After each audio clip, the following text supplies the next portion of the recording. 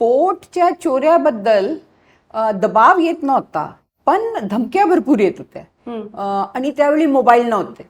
तर रात्री बेरात्री जर फोन आला तर आपल्याला उचलावं लागायचे. कंट्रोल रूमला होऊ शकतो, पोलीस स्टेशनला प्रॉब्लेम आहे त्यांच्या होऊ शकतो.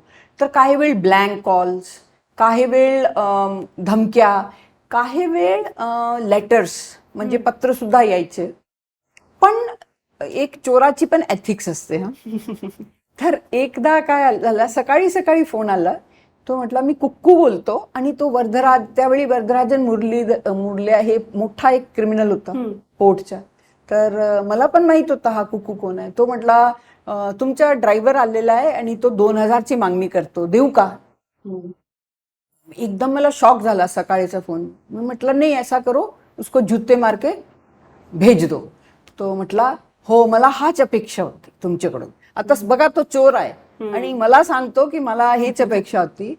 नंतर मी मग विचारला तर समजलं माझा ड्रायव्हर फॅमिली इमर्जन्सीमध्ये सुट्टीवर गेला होता आणि तो ड्रायव्हर टेम्पररी माझी गाडीवर देण्यात आला होता. तर रिपोर्टिंग करण्याऐवजी तो डायरेक्ट गेला चोराकडे, पैशाची मागणी करतो आणि चोर मला फोन करतो, देऊ का?